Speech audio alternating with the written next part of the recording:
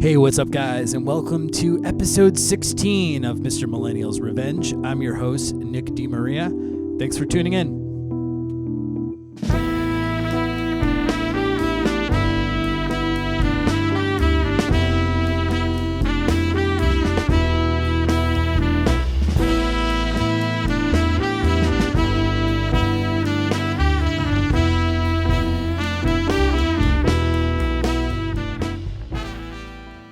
So today on the podcast, I am joined by saxophonist, composer, soon-to-be school educator, and bandmate, Mr. Josh Walker. And it was really great to catch up with Josh. We've only been able to see each other just a handful of times since COVID started, and they were all for very brief moments, unfortunately, because we were working on we were both doing the Yale Outdoor Series. And, we would be able to, chat before the gig and chat a little after the gig. And, that was pretty much my Josh fix for the summer and fall. So it was really great to catch up with him via Zoom. And, even though he definitely deserves an interview in person. So when I start repeating guests, Josh, you'll definitely have to come on and do an ep in the studio, because for sure that would be great. So I'm really excited for you guys to hear that episode. Let's get the housekeeping out of the way. Mr. Millennial's Revenge is a production of the New Haven Jazz Underground, which is a grassroots community-based organization dedicated to producing concerts, clinics, and jam sessions, all in the name of jazz in the great city of New Haven, Connecticut.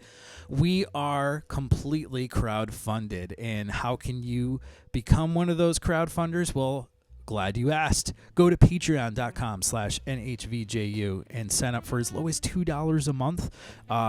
You will currently help fund our Mind the Hang series, which is taking a break for January, but we'll be back in full force February as long as the weather is cooperating. So luckily there's only one show a month, so if we have to get if we get snowed out, we can easily reschedule.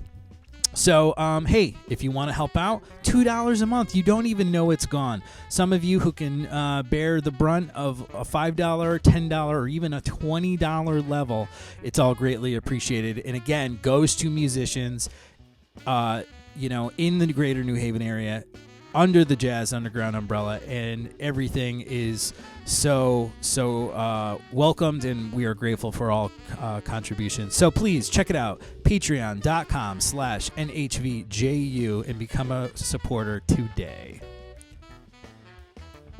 So unfortunately, I think we have our first jazz death of 2021, and very sad to say that Howard Johnson has passed away. He was a tuba player, but also, I believe, a bari sax player, if I'm not mistaken. I know his work primarily via tuba, but I think he also was, a serious bari player. And if you're unfamiliar with Howard Johnson, he's just one of those guys that, you could tell was the backbone of the scene. You know what I mean? So for instance, he was on, I can't remember the first record I heard him on, but I know that he was on McCoy Tyner's Tender Moments. I'm blanking. Of course I'm blanking on names. But he was playing tuba on that record. That record included Lee Morgan, Benny Maupin, amongst other incredible players, and I should have fucking wrote the lineups before I started doing this. But hey, Seat of Our Pants is the name of the game. But that album is incredible. Great, I think it's a nonette band on that record, maybe an octet, but it's those medium-sized groups. You always saw him on. So Tender Moments, an incredible record, and you really hear his ensemble playing going in full swing. Another record that I realized it's been way too long since I've listened to is Passing Ships by Andrew Hill. He was also, again, it's we've got Lenny White, a very young Lenny White, Ron Carter, Julian Priester, Robert Northern, who I think is also on Tender Moments. Howard Johnson played bass clarinet and tuba. Joe Farrell, Woody Shaw, and Dizzy Reese. And, of course, the leader, Andrew Hill. Very cool record. Came out, part of that RVG series that came out in the early O's. So, definitely a hip record to check out.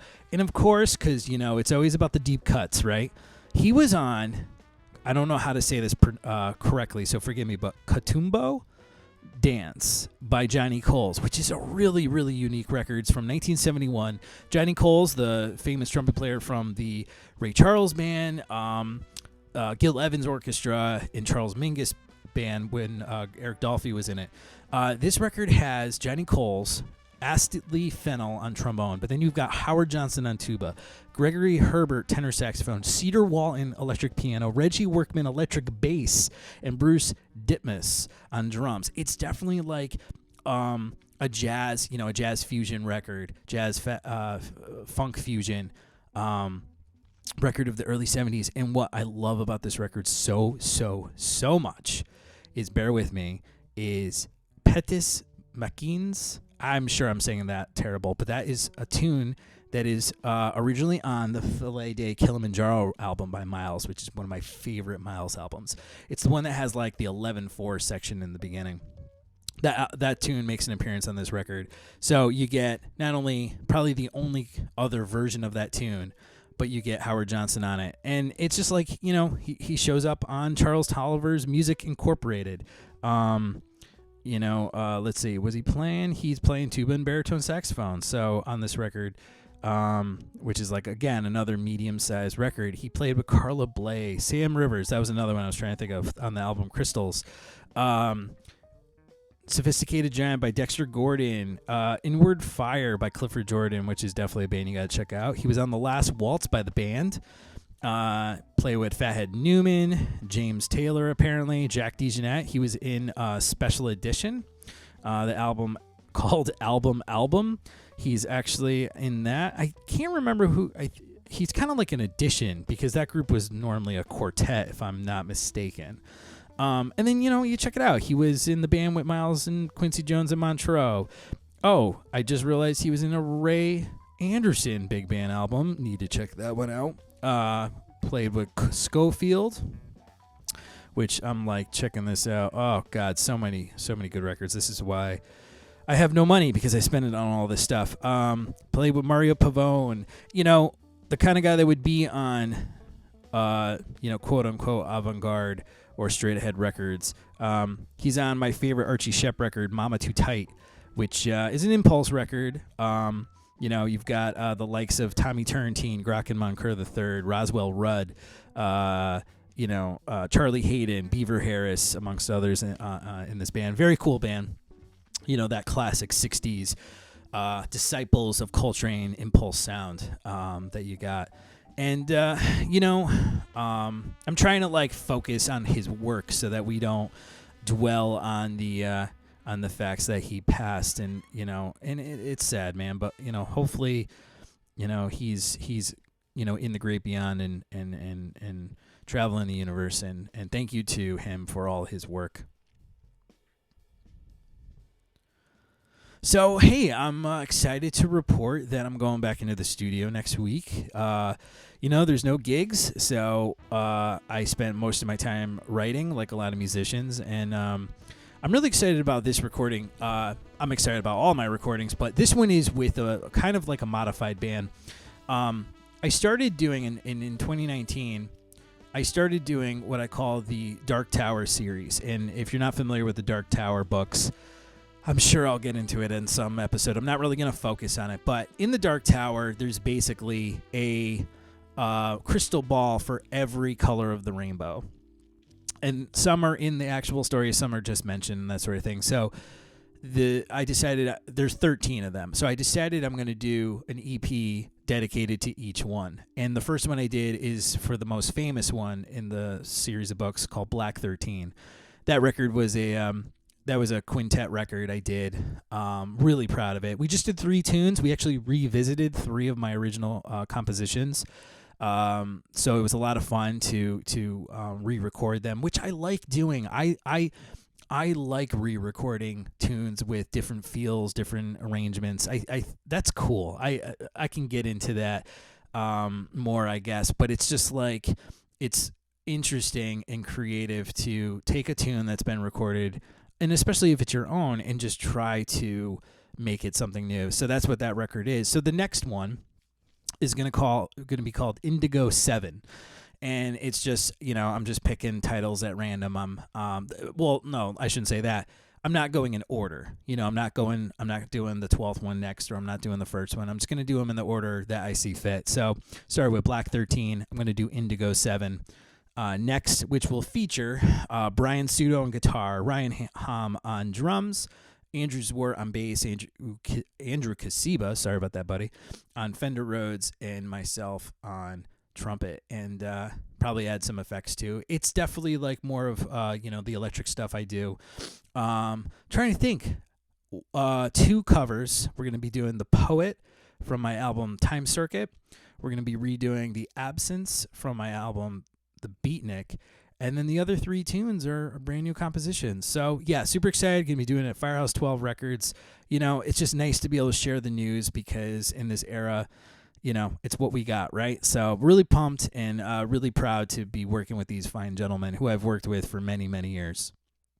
And this project is only the beginning of my goals for 2021. I'm pretty pumped. I've got another series of albums I want to do called The Elements, which is going to focus more on more experimental compositions and approaches. So again, just like the Dark Tower series, it's going to be different bands every record. So that'll be a lot of fun. And then I got a quintet recording coming out I should say being recorded shortly after the Indigo 7 one, and real pumped about that one. That will be like, obviously more acoustic. And then another electric album. So lots to look forward to. Writing for an octet right now, and I just wanted to share. Now that the first recording session is coming down the pike, I just wanted to share with everybody. What I got coming up, and I look forward to hearing projects from other people. So, if you hear this episode and you got new stuff coming out, please send it my way. I would love to listen to it. I'd love to have you on the show and talk about it. So, hit me up. But yeah, so check out what's coming down the pike, the road, from Nick DeMaria Music. All right. So this is going to be another episode where the monologue section is pretty light, because my interview with Josh went very, very long. Not surprised at all, because talking to Josh is always a blast. So let's give him his introduction. Jesus. I don't remember who introduced me to Josh Walker, but it was probably Eric Hallenbeck or Rose Minkler. Probably 2016, 2015. Probably 2015. And we hit it off right away. And hold on. Excuse me. Anyway, we hit it off right away, and I just found him to be such a sweet guy, a funny guy, and a talented tenor saxophonist. And he joined my band, and we played many gigs together. And he's on one of my records, Bomb Shelter Music, live at Firehouse 12, and that was a lot of fun to do. And he's always been there for me, and I truly miss him. We don't see each other very often anymore. He's based in New Jersey now, and up in New Haven. So and then with COVID, you get it, right? You get it. What I love about Josh is just his genuine approach to playing music. He truly loves the music. He truly loves the saxophone, and he just wants to make music with people. And I can relate to that. And when I had a residency in the East Village from like 2016 to 2019, it was a while. I'm trying to think. It might have been that long, but I would play on Sundays down in the East Village, and Josh was in the band with me, and it was great. He's one of my favorite horn players to share a front line with, and I look forward to watching him grow and develop. So, check out the interview. I don't want to give too much away because, he shares a lot of great information about himself while we talk. So here is my interview with tenor saxophonist. I don't know why I can't talk today. Jesus. Sorry, folks. The stroke is slowly starting, so bear with me. Here's my interview with tenor saxophonist Josh Walker.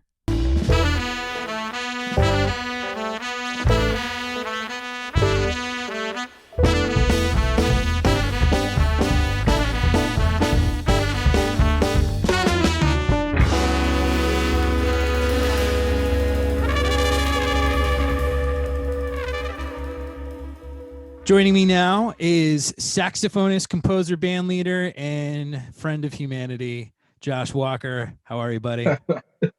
I'm good, man. How are you? Good. It's good to see your face, man. It's been a while. Yeah, likewise. Yeah, man. I've been kind of not like off the grid, but definitely not on it either. Yeah. Somewhere in between. Yeah. We both have we definitely have post or late stage pandemic beards going on. This is pretty great. Oh yeah. Like it's been a grip since I went to the barber. I think like last time I might have gone was like maybe like early September. Wow.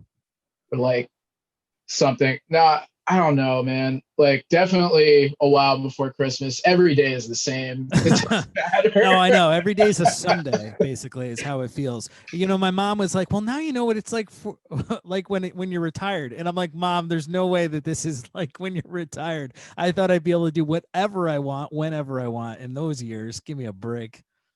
But if you haven't got a haircut, trimmed the beard since September, then I applaud you for the symmetry your hair grows in, because I'll tell you, mine does not do that whatsoever. I have to, even if I'm trying to grow things out, I have to be on top of it, because like the sides of my head just fucking push out, and my beard grow. It's weird in the beard. The beard grows so unevenly. It's really weird. And I had no idea until a pandemic, because I don't think I've ever let it go this long. And I'm just like, oh, that's not good. I feel you. No. Like, this is like actually, it's longer than it looks, which is insane because it looks pretty long. But like, when I like get out of the shower, do the whole beard wash thing, I like comb it out, and it's like much longer than this. And then it kind of like dries and like curls. It kind of like forms into the shape every time, which is lucky break for me. But like, yeah, a lot of tangles in this thing. Thinking about sometimes I just look at my clippers and I'm like, not today. I'm finna one of these days. Yeah, I mean the post shower beard is like much more. It looks more reasonable. It's like everything's just pointing down, and I'm like, this isn't so bad. And then it dries and it starts to curl, and then I'm like, oh, I got to touch up that part there and maybe a little bit over there because of good gravy. And then of course, like you'll be driving or playing the horn or something, and you could just see like 7 or 8 mustache hairs like curling towards the sky. And you're like, oh, what am I, like a railroad villain from the 800s?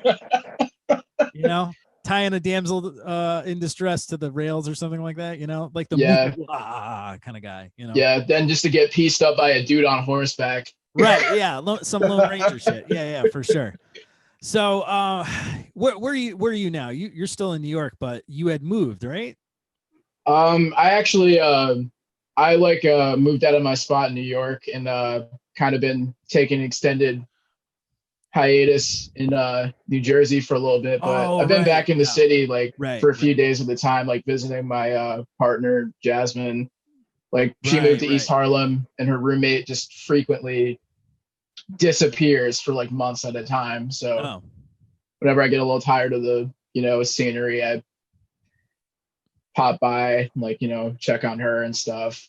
It's always nice when the roommate is kind of like there's this questioning of if they're a vigilante or not. I lived with someone like that, and my friends would come over, they'd be like, oh, where's so and so? I'd be like, I don't know, when'd you see him last?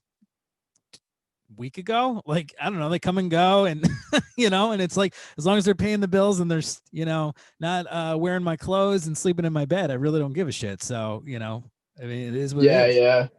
I've had like, one or two like roommates like that. Like my last spot I lived with a like music therapist who is like gone a lot, and a stand-up comedian who also like worked in the restaurant industry, and he was also gone a lot. But like I've like never seen my girlfriend's like roommate just like, I don't know, like, because I don't go over when she's there because something about a virus or whatever. Right. I Of don't know. course. Yeah. Yeah. It's I supposed don't watch the news, but right.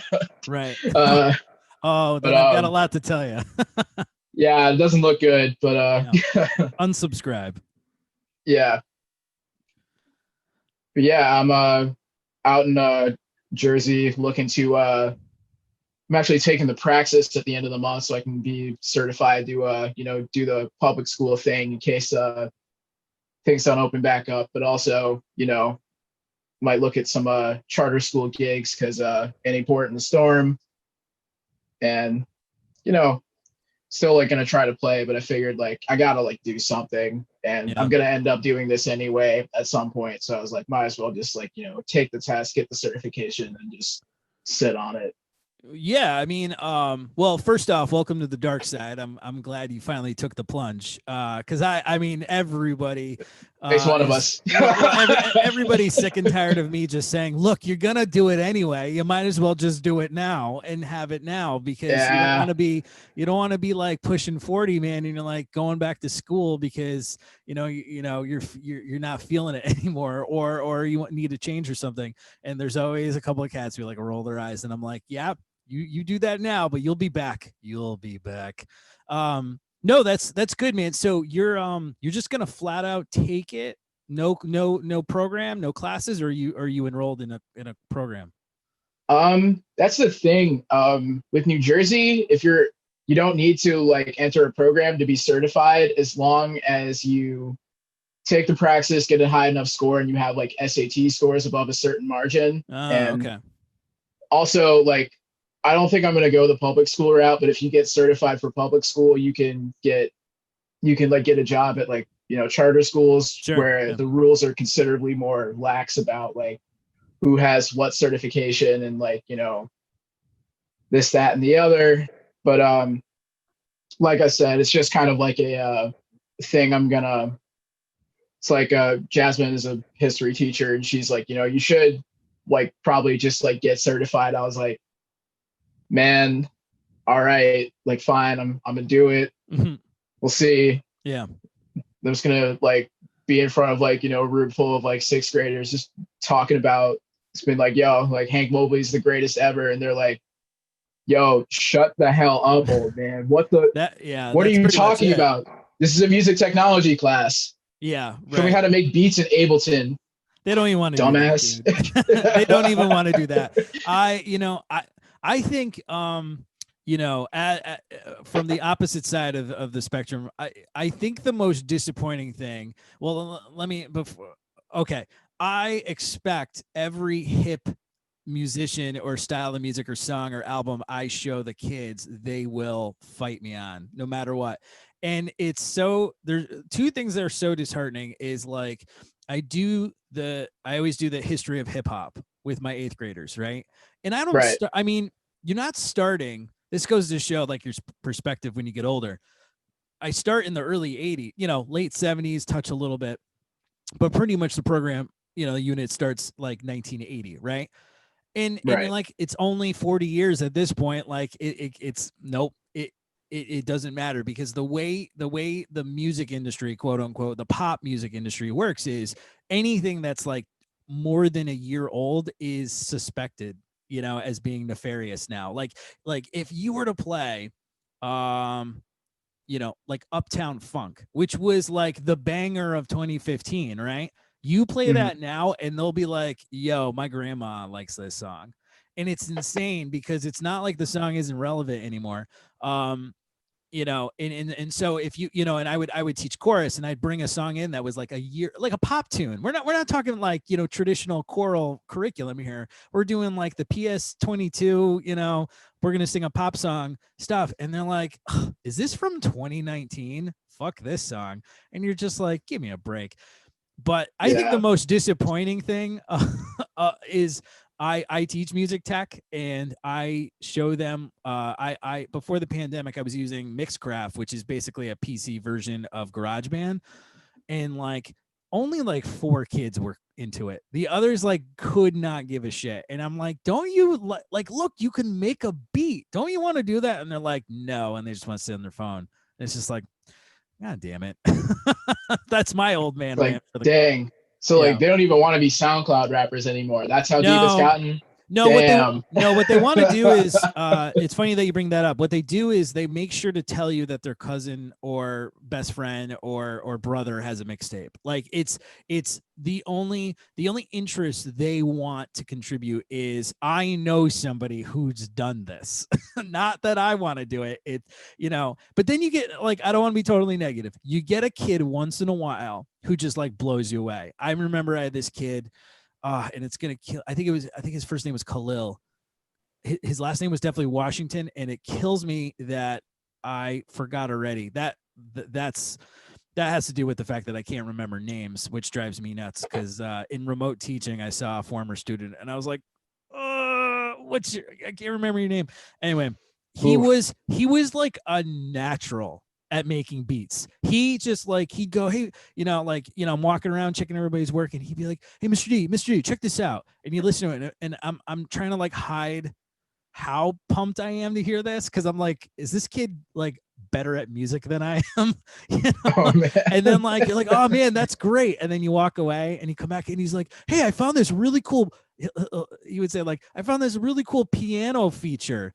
And you listen, and it's like the same synth patch that like, Dr. Dre would use, on like the Chronic or something. And you're like, well, how'd you find this? And he goes, I don't know, I just looked through the the bank. And I'm like, and you came across this one, you son of a bitch, you're a genius. Like, so you've done it. Yeah, so you get kids that like really pump you up, and you're like, I wish, like I haven't seen him since he was in my class, so I hope that whatever high school he went to, he kept it up or got it into it himself, because once in a while I get blown away. But man, nothing you could, as the music teacher, I'm going to prepare you right now, there is nothing you could do that will impress them. Unless you could play, I think if you could play the drums, they're into that. So if you can like learn a decent beat on a kit, that might be your saving grace. Yeah. Like I kind of figured like anything I would, especially like me being like, as being the kind of person that I am, like anything I'd have to show them, I would be like, yo, y'all ever heard about this Anita Baker tune? Yeah. And they'd be like, who's Anita Baker? I'd be like, damn, all right, Luther Vandross it is. And they're like, this is nursing home music. Be like, I don't know, man. Sounds like a pretty chill nursing home. Yeah. Trying to post up there. Right. I mean, you're going to get a lot of, my grandma likes this. My parents like this. Think anything Michael Jackson or older is, they're all going to be like, they'll talk about Notorious B.I.G., Tupac. They'll be like, oh yeah, my parents like that stuff. And then thud. It's over. So forget about Anita Baker, man, because you can't even get, they call it like, just today, I'm in the middle of my Broadway unit with my 6th graders, and we talked about like basically Disney's rise in Broadway, and part of the lesson talks about like 9/11's impact on Broadway theaters and stuff. And in this clip I show them, it's like a New York City PSA commercial, and it's all these actors from all these different Broadway casts singing New York, New York, and they're like, the show must go on. It was like a rallying, part of like the rallying after 9/11. And I just said today, I was like, hey, I remember when this commercial was on TV, and some kid goes, what year are you from? And I go, you mean what year was I born? And he was like, Yeah. And I was like 1983. And they're like, oh man, my mom is from 1981. And I'm like, it's not the year you're from. It's when you were born, kid. It's like that doesn't mean what you think it means. Right. Right. Exactly. I resent your implication that I'm a time traveler of sorts. Exactly. I know it makes it seem like you can travel through interstellar space. But Yeah. that's so it's really interesting that you were talking about the New Jersey praxis because they used to tell us in Connecticut, they said if you fail the praxis 2 or 3 times, go to New Jersey and take their praxis because there's less requirements and then you can transfer your certification. And so my cousin, not to throw her under the bus, she had to do that. She had to she's just not a good test taker, and as an educator you learn that some people are like that and there's nothing wrong with it. And I said to her, I go, look, Vic, like go down to Jersey. I heard it's like pass it there and then just transfer it up here. And I think that's how she did it. So well, so, I don't know how it is now, but I think that's what like they legit told us in college, like in preparation for getting a bad score. But it's so when I took it, I just took classes at WestCon, even though I was technically a graduate student. I was taking all the undergrad classes because this was before like the University of Bridgeport and all the other programs were out. So like there was no other way to do this. So Right. like things have certainly changed. But what how are you preparing for it since you're not in a program? Pretty much just kind of like scratching through my old notes from college because I took like a practice test. Like they have like a bunch of study guides that come with it with like some listening examples and like this, that, and the other. And I'm basically just trying to like figure out exactly how much I remember from college and like how much I don't, and then like fill in the gaps a little bit. So like Sure. my pedagogical method, because I was like, so focused on just like jazz, Yeah. like is not super great. But like I'm mostly just like, like studying up on like my music history and like taking a couple like practice tests and like shedding my piano stuff. Like that's like basically it. It's like tough because I also have this gig at the end of the month that like I'm trying to get ready for, and I'm like a little bit more concerned about that in the short term because I'm like it's like with Andrew Wilcox, like the homie, the goat with his sextet, and like Andrew's music has this thing where it's like very hard. So well, yeah, you guys are playing the Hartford Library, right? Yeah, on the 24th, 3 right, p.m. Right. I've got that on my calendar. Yeah, because I want to. I've always no, false. I saw that group once at Integrity in Music, I believe. So yeah, I think I definitely want to check it out. Yeah, that was like a while ago, and we were like still kind of like figuring out what the band was because like we've done. It's kind of like weird to think about because like we've been working that band, or rather, Andrew's been like working that band for like at least like 3 or 4 years now. Yeah.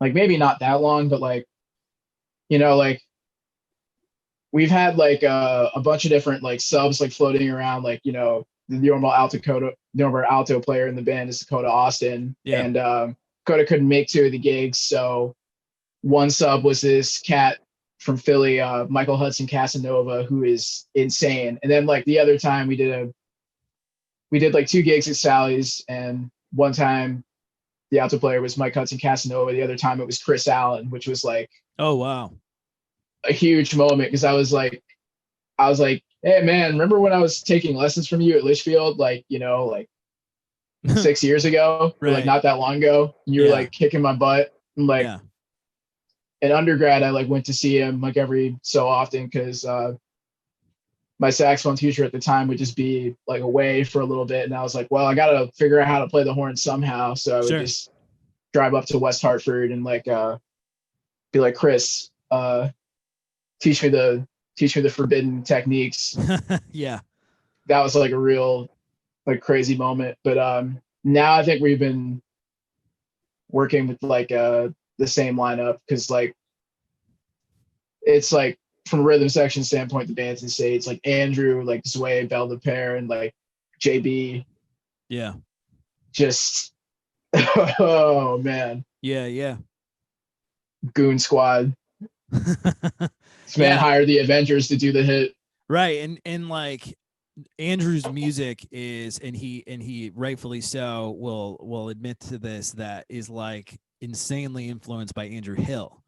So if you're Yeah, familiar with Andrew Hill's music, you know, very complicating, you know, post bop kind of stuff. And he's kind of doing his own version of that. That's really hip, that like he's you know, still keeping his eye on that prize, because that's like something to be said. Like the orchestration and stuff, I'm sure, is like, you know, definitely a challenge. And you know, if you're gonna play, I feel like once the band is bigger than a quartet, people have got to be committed to the group for the music to be as sincere as it can be. The second you add the fifth person, the people in the group have got yeah, to agree, like we believe in the message that we're trying to, you know, get out there with this music, for sure. no, absolutely. And being part of that project has been like, you know, one of my like great joys. And Yeah. especially like so the last gig we did at the Butler McCook House in September was like so much fun, because it was like, you know, like that long grueling COVID summer, Yeah. and then like, you know, the weather was still like really warm at the end of September, and we just Right. got to like play outside and just like exercise our demons a little bit. Yeah. And Andrew's like his music, the way he arranges and stuff, and even like how he writes for like everybody in the band kind of specifically. And it's like some of those, like, because I'm like not really in Connecticut anymore, and Sure. like actually like, yeah, like, neither is the trumpet player like Elliot Build. Elliot's like, you know, a mainstay, like the go-to guy in Philly. Oh, okay. But like the common thread is like, you know, like we all like know each other from like Litchfield and stuff. And Right. Yeah. I thought that was the case. Like, you guys all went to the Litchfield Jazz Camp. yeah, like Yeah. that's where we all met, except like because it originally it used to be like you know, it was like the three horn players, we were all like knew each other from Litchfield, but like I was in New York, Dakota was in Hartford, and like Elliot was in Philly. And then the rhythm section was like Andrew's trio at the time with like Conway Campbell and Josh Leslie, Yeah. Right. who I think I like talked to him like a little while ago. Like he showed up to like a Zoom like listening hang that Uh-huh. we did for a little bit. I think he's also like trying to get into the music education game. But yeah, he's Who's like back. this? Josh Leslie, Oh, okay. drummer. Yeah. Yeah, he's like back in Ohio. And Oh, like okay. then like as people started like moving around a little bit, you know, like Zway is incredible bass player, incredible Yeah. musician. Yeah. He's like around, and like so is JB and stuff. So yeah, like I don't know, like that band is like really like a great, super fun thing. Like Andrew's like absolutely goated, like a true homie. Yeah. Yeah. Yeah. It's what was I gonna say? You know, I think with COVID, first off, people are gonna definitely be a little bit more devoted to projects because it's given everyone something to do. And I also think, you know, COVID reminded everyone not to take our art for granted, which, you know, it was like right before lockdown, things felt, at least with the underground, things felt so lush and so vibrant. It almost had this like, I hope, you know, I hope people aren't taking this for granted vibe. And then sure enough, everything was taken away. And now it's like, man, I'd kill for a hint of it, you know? So I think the good thing that, you know, one of the good things that's going to come out of this is that it taught people, you know, kind of to cherish what we got because it's so fragile, and also making Yeah, people super excited to create again. Excuse me. But yeah, like I know what you're saying. Like um personally, I'm gonna like focus 2021 on recording, because it's like I want to get all those tunes that like I put to the side, or didn't, or all the projects that I let go by the wayside. I'm gonna focus and get them done. Like I'm gonna, that's my goal this year, is like I'm not gonna take that shit for granted, because you never know when this if this shit ever gets taken away from you again, and what a gut-wrenching experience it's been for all of us.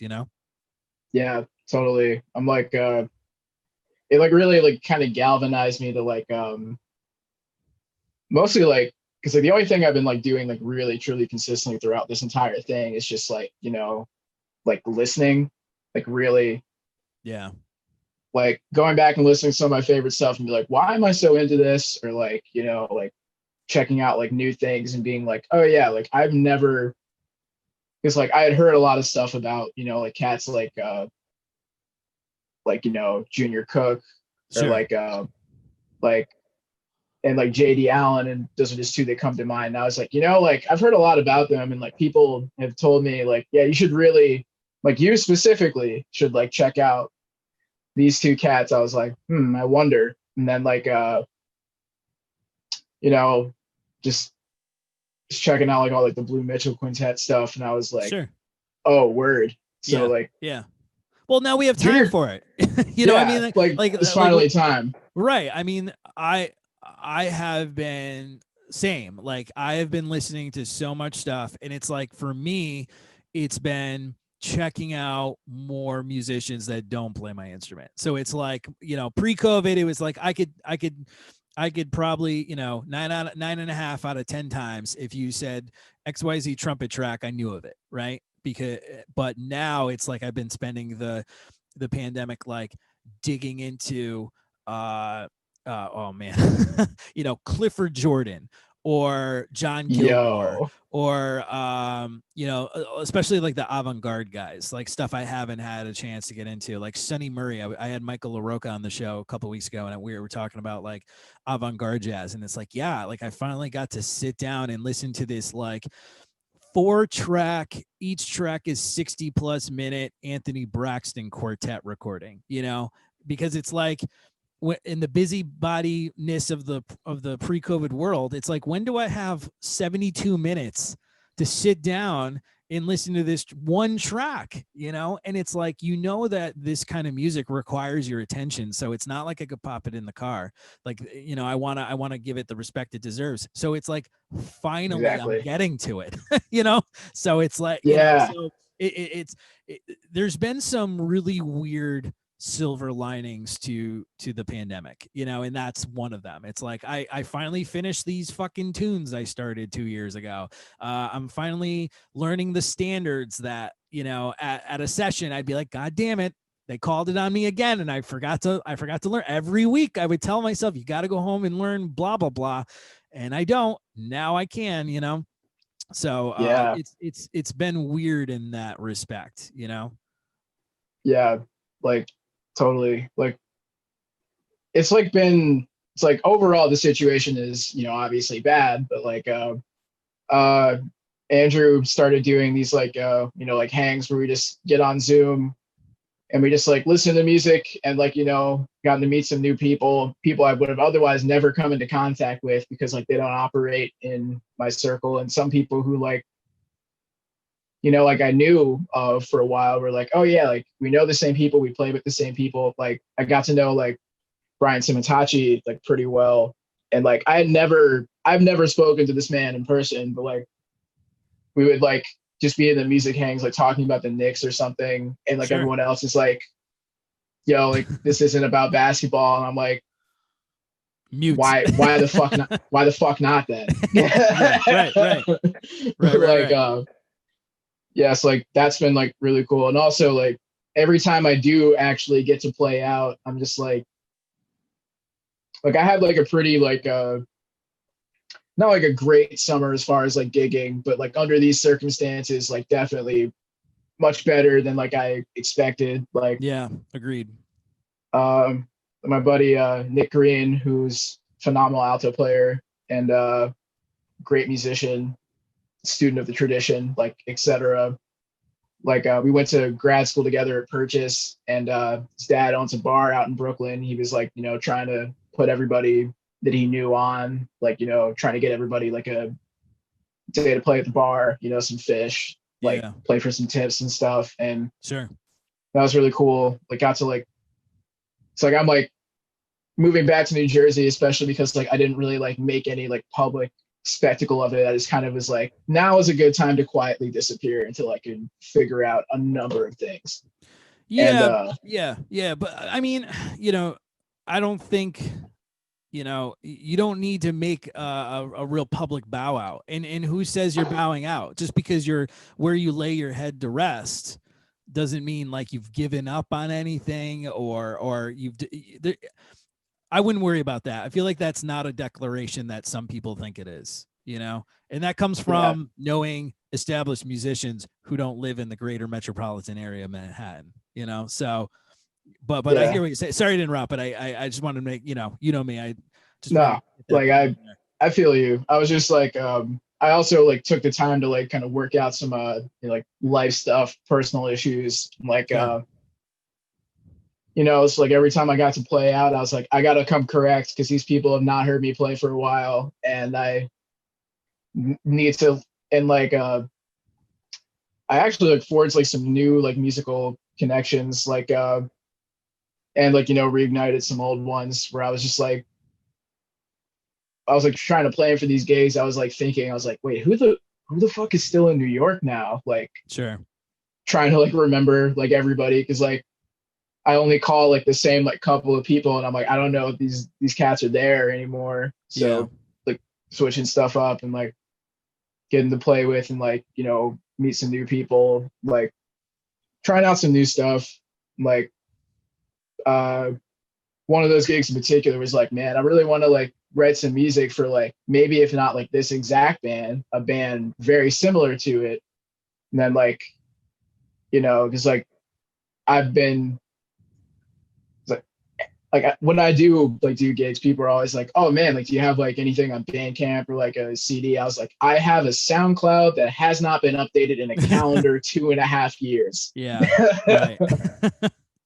It's like I never like record like I also like am terrible at forgetting to like record sessions or gigs, and then when I do record it, I'm like, "Man, this tenor player sucks," and I remember it's me, and I'm like, "Oh no." Oh no, that must have been the other guy. Yeah. Oh man, who's I was like, that? Yeah. It's like this tenor player sounds awful. Then I'm like, I was the only tenor player at this set. Oh God, I need to make some changes. Yeah. No, I hear you, man. I've been trying to change my approach. I was, what's nice again is like I was able to play the horn, especially over the summer. I was able to play the horn like all fucking day, literally, even more so than a usual summer. My wife was working from home and we had just gotten the puppy. So it was easiest to take the horn, take the puppy and sit in the backyard all day long because there was nowhere to go. I'm not a guy who can watch TV all day long. And it's not like, and especially with the summer, it's like, it's not like you can hang with people. You could, but you couldn't, there was still a risk. So I would just like spend a lot of time on the horn, and it was nice to like kind of fix the little kinks that like I had been trying to figure out in my playing for like years. And it's like, oh, now I figured out why this happens when this, and fix this and this and this and that sort of thing. So it's like, I hear you. It's like, I think a lot of musicians are going to hopefully come out of the pandemic era sounding better, just in the sense that we've been able to not like improve on so much a technical level. It's almost like there's this intellectual and emotional level. So it's like maybe your chops didn't get quote unquote better, but there's like more fire or more drive or more emotion in your playing because we've all just like lived through this fucking traumatic experience. So it like that makes me hopeful. Like I learned, it's like, because I went back and like listened to old bootlegs of myself, and it's like, man, I wish it's like I wish I just like loved what I played back on whatever gig or whatever, because I was still creating and I was still legitimately putting my heart and soul into the horn, because it's like I would have enjoyed myself more back then if I had known that. It's like I've learned, I think the greatest lesson I learned over the pandemic is I learned to just like let shit go. Like, not every solo is going to be the fucking best. Not every, things are going to happen. And that's, and now I understand why I would be in a lesson with Eddie Henderson, when I was like 21, and I'd be like, what do you mean you don't remember your solo on Green Dolphin Street from this record? Because it's like, to me, I was like, this is the pivotal moment of trumpet playing. But to him, it was just like, it was a take. Another day. Yeah. Right. And he liked it enough to make it the master recording. And that perspective finally set in. How many years too late is up to debate. But, Yeah. I feel that. Like, I've definitely been going back and like checking out my old recordings just to kind of be like, man, remember when it was like possible to like be crammed in a hot, sweaty room with like a bunch of people just trying to play some tunes? Like, yeah, like, especially because I like never really like towards the end of grad school, I was like getting better at like, going out, like meeting people like in the city. Like, I linked up with a couple of cats from like City College, and cool. like started like trying to make a few things happen, at least, because like I lived like a 15, like 20-minute walk from there. And like, if you know somebody who like can get access to the building, I'm just like, oh man. It's like I met this drummer at this club that was like on my block called Patrick's Place. I hope it's like still open. Like, I only went in there like one or two times because like a friend of mine was playing with like an acquaintance of mine there. Like, I think like at Purchase, like I was taking lessons with Ingrid Jensen for a minute, just composition, sick. general like stuff, and like really want to start doing that again. But she was like, hey, here's an idea. How about you just bring a band to one of your lessons and like, we just play. I was like, we play for you? Or she's like, no, like I play like with you, like bring some charts that you think you wow. are cool. And like that joint's like on my phone. It's been sitting there for like close to a year. And I'm just Why like, is it I'm just afraid to sitting release there? because like, dude, I'm like I was like, yeah, this is like recorded evidence of like me getting the dust up from like Ingrid Jensen on the shaded cedar tree. That needs to be heard. Yeah. Also, I get like so like self-conscious. I'm like, what if like I post this and Ingrid's like, yo, take this down because like it's your lesson. I'm like, I was so stoked, man. Yeah. I'll like send you that joint. Oh, I would love to. I'd love to hear that, because I think she's such a unique player, and we know a lot of mutual people that have studied with her. And I've heard, Dave Douglas is a big fan of hers, and she was on his podcast like a while ago. And man, like that's somebody on my bucket list to have a lesson with, because I want to know what her approach is, because she is so individual, man. Funny enough that you brought her up. I was just watching Ben Allison and his group Think Free at Smalls, maybe in 2019. And that group is like a fusion-y kind of jazz funk kind of group. And I know Pelt's been in the band, Shane Ensley's been in the band, but this particular performance had Ingrid, and I was like, ooh, and it sounded nice. It sounded very nice. I'm actually gonna watch it again tonight, I think. Oh, Ingrid's amazing. Like, yeah, a lot of like our lessons were like mostly just about like different methods to like write tunes and like how to like be more like, because like Ingrid was like they like bounced around like a couple different like advanced like jazz composition teachers for the grad students at Purchase for like I guess for like a couple of years. And like the year that I got to the program, Ingrid was teaching it, and Ingrid does this like really insane thing where she can like kind of like con you into believing in yourself. Ain't that some shit? I brought in like something. She was like, so do you have something? I was like, yeah, I do, but it's like pretty sus and it's like not really done. She's like, okay. Like, she's like, I'll be the judge of that.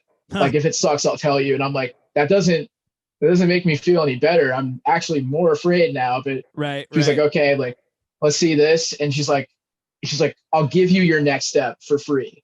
And I'm like, okay. And then she like played like, she's like, all right, because the assignment was like, all right, just pick a pedal point, and like each like, section of the melody is like, like one kind of like a mode where it's like, all right, A Lydian dominant, A Dorian, A Lydian, and then like she's like, now like F major 7 sharp 11, see where this takes you. And then like I brought in this like whole like thing, and she was like, yo, this is some, and she said in that quote, like, this is some Blakey shit. And I was like, don't you dare shame me by offering me my greatest wish. Don't, like, I would look at her sideways like this, and I'd be like, are you fucking with me?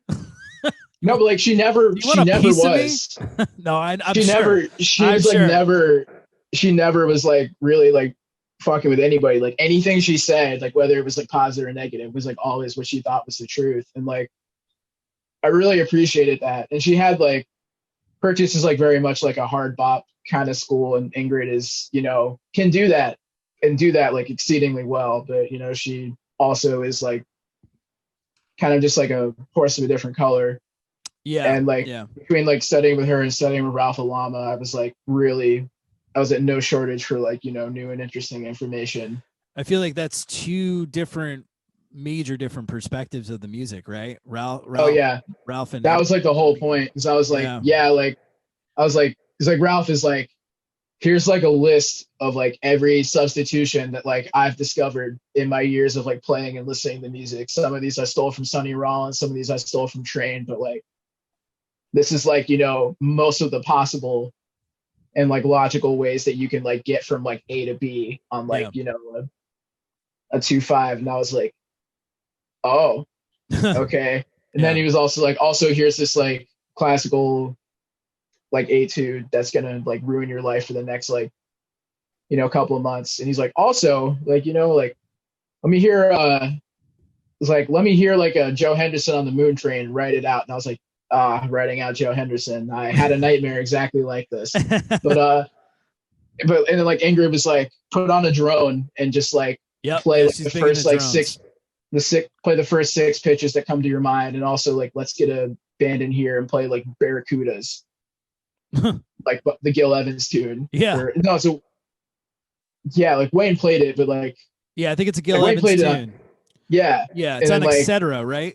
That quartet record. I think it, but it's it's a Gil tune. Then she would just like either play piano or like just like play trumpet, and like just totally, oh man, like those were so much. That was like a couple like really fun lessons. Like just, it's definitely like a lot different like energy from undergrad, where it was like everybody was like around to play, and then like also like down to play. Like cats would just be like hitting the lobby like all the time. It's like I wish I sometimes I went the ed path for my master's, and it's like sometimes I wish that I did the performance just to see what those experiences were like. But it's like, it's all hindsight at this point. But it's funny, like during the pandemic, what I was trying to do was I was trying to take lessons with people that I never had and always wanted to. So like I hit up Dwayne Eubanks, just because he's a cat. He's been around. He comes from this like Titanic musical family, and it's like, I just want to know what it's like to hang with this guy. And it was like one of the highlights of lockdown was like this Zoom lesson I had with Dwayne Eubanks. I never got to like hang, experience that before. And it was like him, I hit up Nate Woolley, who's more of a avant-garde trumpet player. And, and it was just nice to get like such different perspectives on approach and technique and all that stuff. And that's, I mean, hearing what you're saying about studying with Ralph, and then and at the same time studying with Ingrid, that's just like nuts. Oh boy, can you hear my dog? Somebody's probably at the door. The pup. Yeah, the pup. She's all right. Hold. I'm gonna mute my mic so I can yell at her. Hold on 1 second.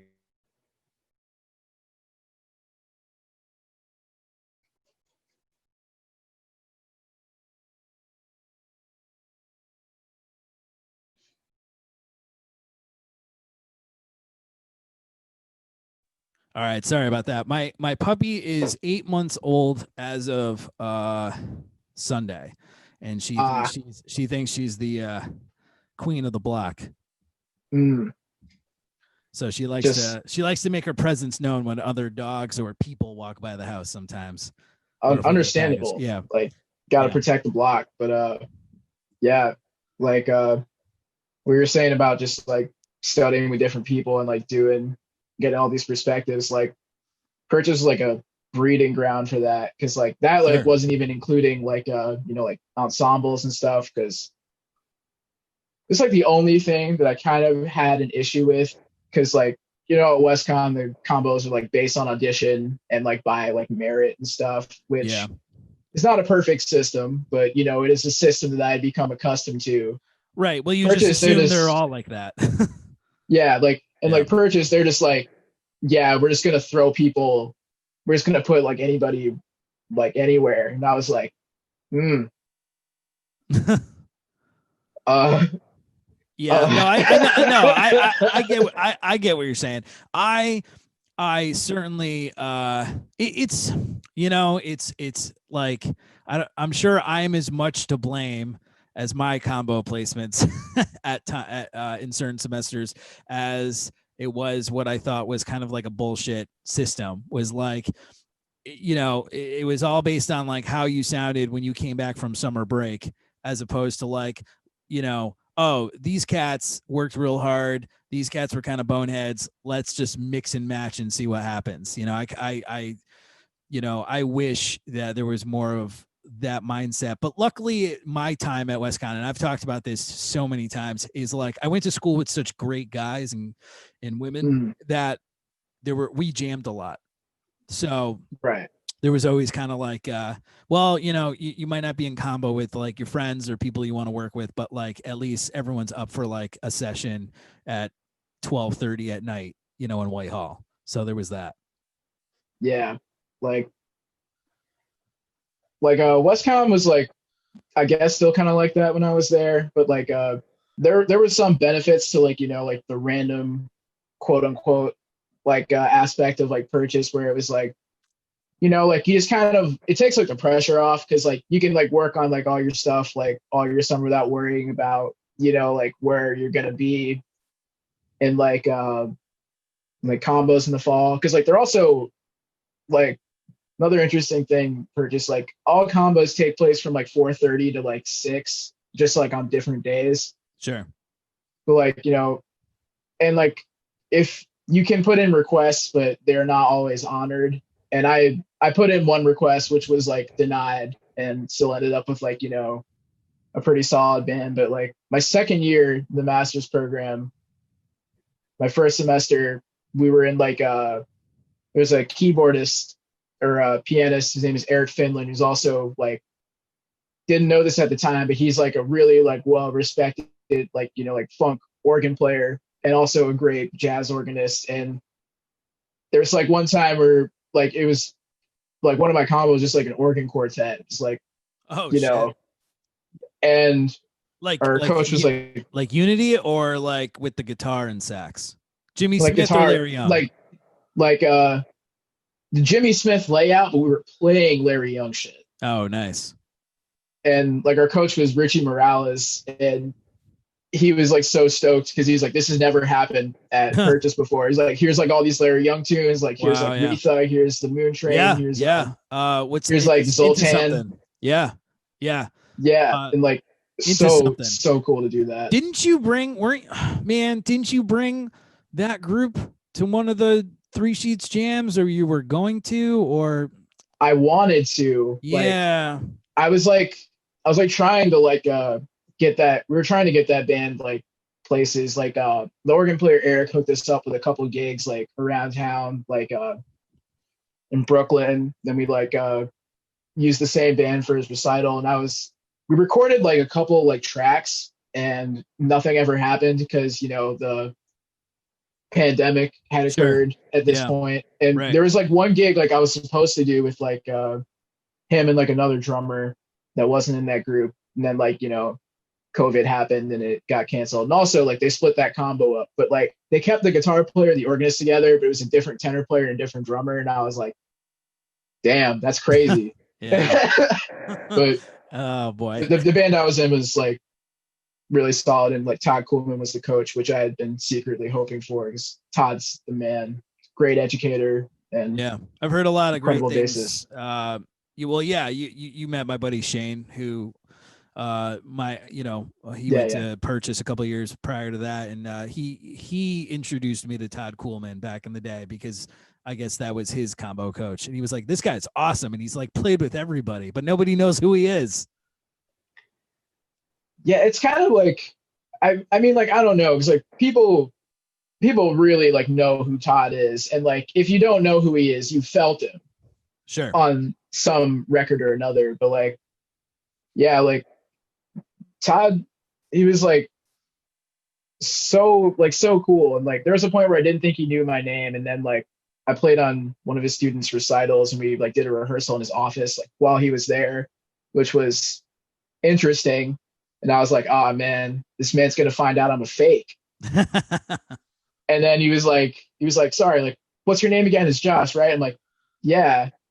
And he's like, you familiar with Walter Smith III? And I'm like, yeah, he's insane. He's like the best tenor player. He's like, well, I work with him in Indiana, and like I want to get you a lesson with him. I feel like, whoa, you know, the stuff you're doing, he could help you out with. I was like, no way. Yeah. And then he followed through, which was insane. Like he didn't have to do that. Like right, of course, yeah.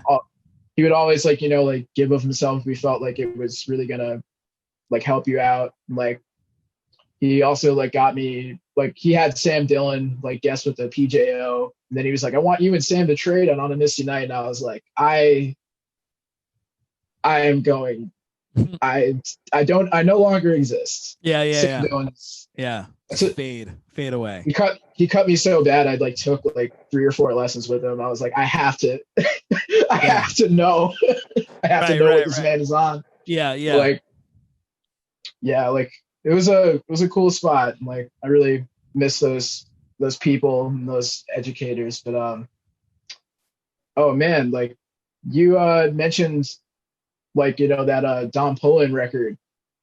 Oh yeah, I wanted to get your opinion on, because I was like, you know what, I haven't talked to, you know, so I haven't talked to guests about like so it's been like when we talk about music, it's been more broad, you know, so I've been like, so sometimes with guests I'm like, oh, let's talk about bring in your favorite records, let's talk about this stuff. But so you're the first guest that we have pre-selected tracks. So yeah, this is what I'm coining the deep cuts section of the podcast. So Excellent. So very first, yeah. So you brought it up. So real quick, this is a Don Poland trio recorded in the late 80s called New Beginnings. It features Gary Peacock and Tony Williams for Blue Note Records.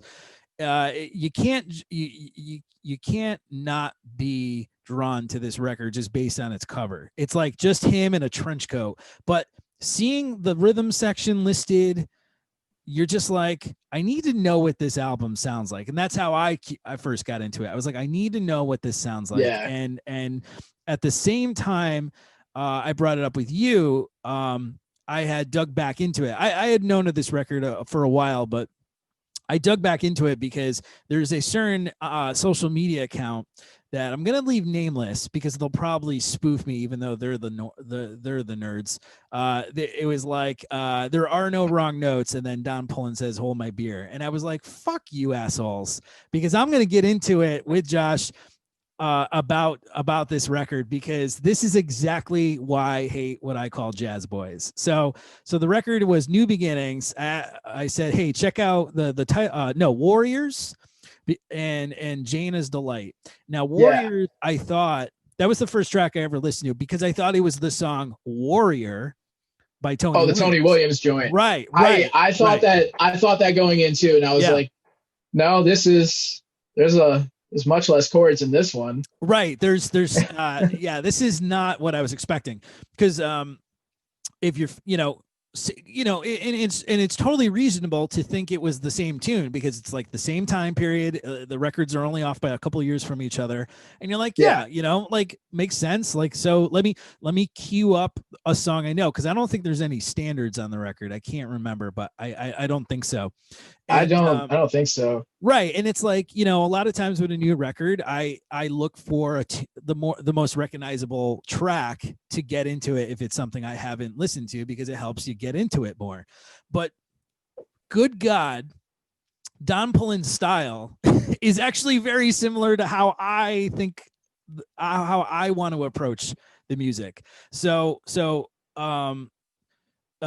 before I get into that, tell me what was your opinion on these tracks, the New Beginnings and Jaina's Delight. Yeah.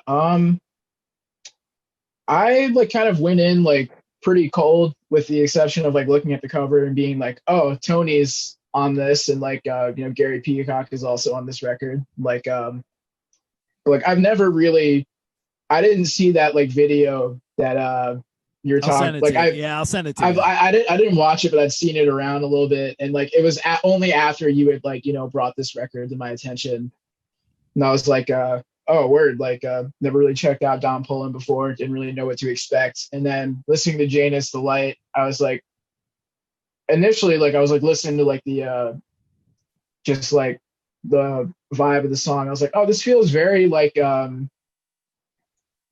yeah, like this, like feels like kind of like almost like cedar-ish, and then like the blowing started, and I was like, nope, Fooled this you. this Yeah. is something else.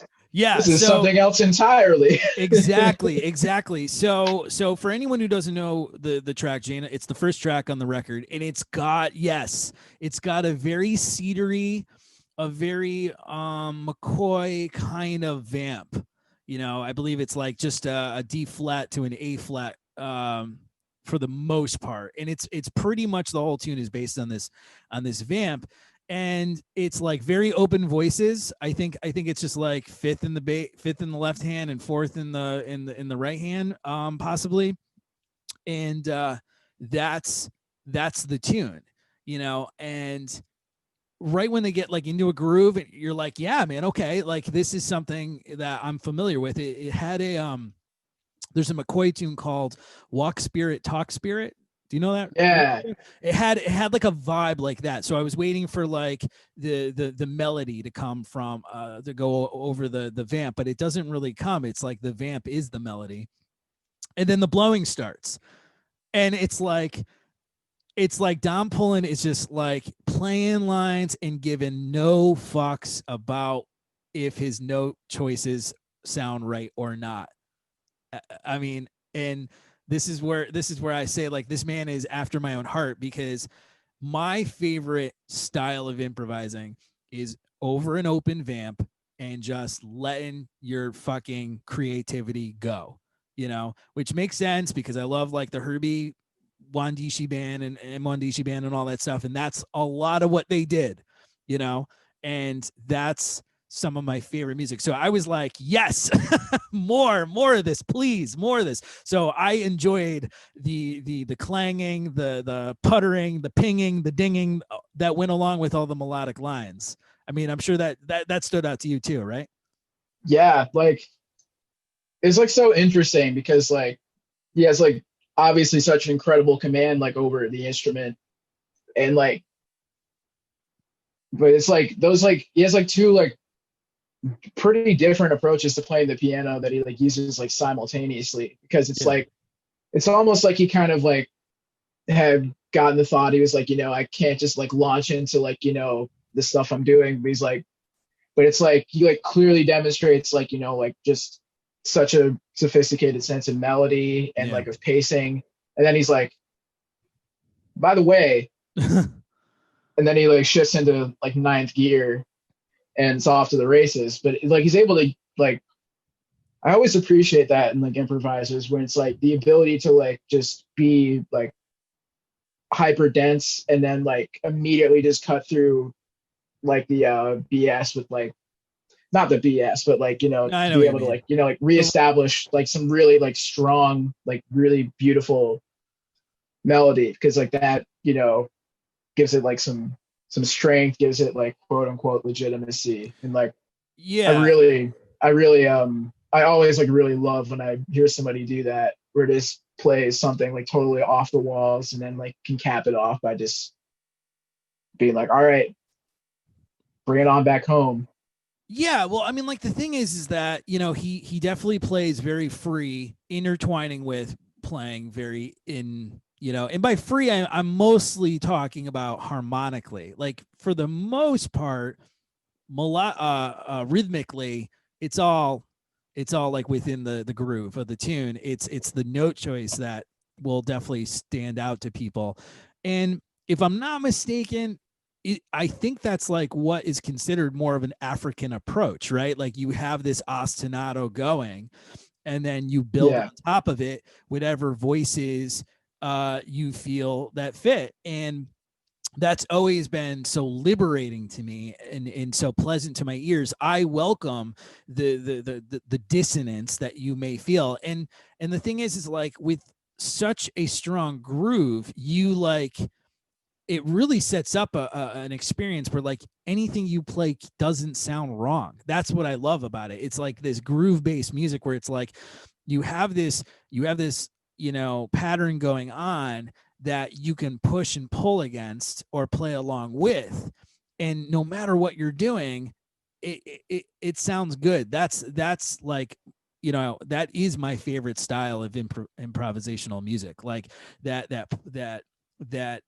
purity that comes with like a truly open improvisation. And the groove keeps your ears, it keeps your body, it keeps your senses centered on the tune. Whereas like if you were listening to something that was completely free, you can almost like zone out after a while because there's nothing to hold you onto. With the groove, it reminds me of Ostinato by Herbie Hancock. There's this groove that's going, or Hornets by Herbie Hancock. There's this Yeah. constant groove, and you can push against that or play along with it, and it still sounds right. And it reminds me, and I need to look this up because I saw in like an interview, or maybe I read it in an interview, but it was like a young Roy Hargrove, like Roy was reflecting on playing with somebody, and I apologize for not having all the details. I got to look it back up, but like basically Mm-hmm. this elder that he was playing with was like, don't be afraid to play like ugly sounding notes. And Roy said how that really like affected his playing. Like you don't always have to play the chord tones, or don't be afraid to fall on the notes that are outside of the chord. And you Yeah. listen to like 60s Miles or like Herbie, Wayne, Coltrane, all these Joe Henn, all these pioneers, and it's like that's what they did. And Yeah. oftentimes we're afraid to do it. And it's such a great reminder of, you know, that cliche Miles Davis line, like the note is 20%, the other 80% is the motherfucker's attitude or whatever. Yeah. So true. Very much so. Like yeah, it's kind of like you get to that eventual point in the music where like where it's like, oh yeah, like there are right notes, there are wrong notes, and then you're kind of like you can kind of do anything as long as you're able to provide justification, either Sure. like, Yeah. like harmonically or just like sonically. And I don't know, I found my ear like has been drawn more towards like, because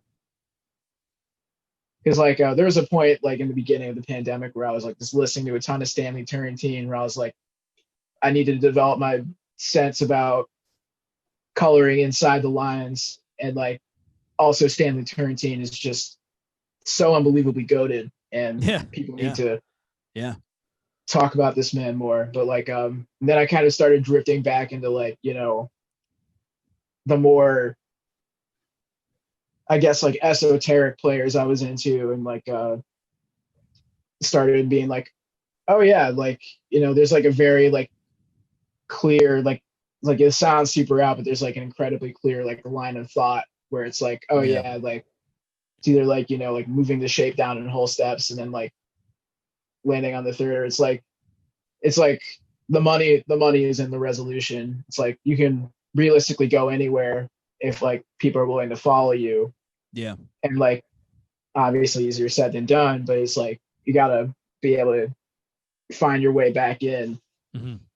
stuff, which is something that like I really appreciate the way like Don Pullen like is able to do that. And also this is like pretty outside my wheelhouse for a couple reasons, like one of which is that like I don't really listen to a ton of piano trio recordings, which is something I'm loosely trying to rectify because like, you know, I looked at my library and like it's all like either like quartet, quintet, or like trio stuff, and it all involves the saxophone in some capacity. There's some guitar trio stuff, but like right.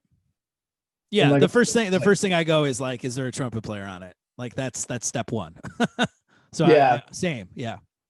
trying to resist that. And then like it's like I went like I wouldn't call it like crate digging, but like there's like a Habitat for Humanity that like has like a sizable record selection like near where my parents live in Oh, no Jersey. shit.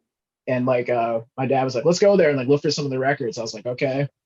So we went, and the vinyl selection was like pretty like not great, but the CDs, oh man, like They I get found overlooked. this. Everybody wants vinyl nowadays, so the CD collections are always like right, Yeah, like one of the CDs I found was this Mulgrew Miller like CD piano trio with like I think I forget who's on it, but it's like From Day to Day, and this really great like Ralph Moore CD with like Benny Green, like Peter Washington, and Billy Higgins for like Savoy. And I was like, I have been looking through a lot of like Ralph Moore stuff recently because you know he's amazing. And then I was like, I've never heard of this album's existence, like at all.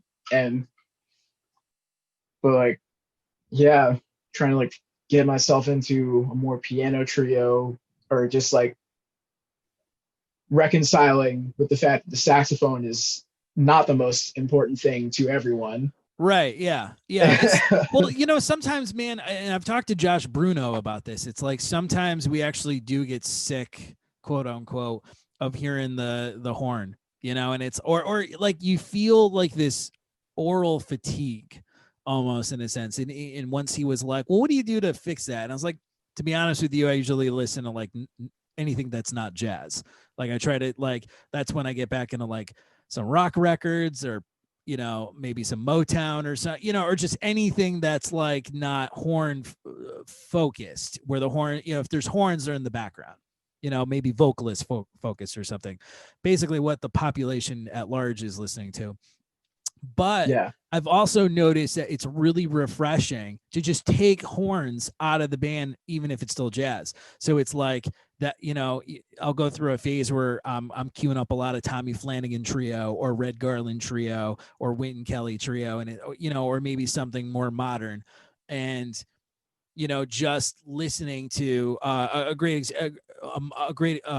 modern example is like Danny Grissett has a lot of great trio records, you know, and it's just like you could just dive in and just, and it's almost like you listen at a more relaxed level, because you're not trying to like zone in on what the trumpet player or what the saxophone player is playing. You're just like, it's just kind of music. And I tend to find that I actually listen a little bit better because there's no pressure to have to listen to it, you know, yeah, because you're like, oh, I got to picture each note going through the horn, you know, as it's being played. And instead it's like, this is just really nice. And that lick right there was wonderful. You know, it's strange how it's like that. You take it away.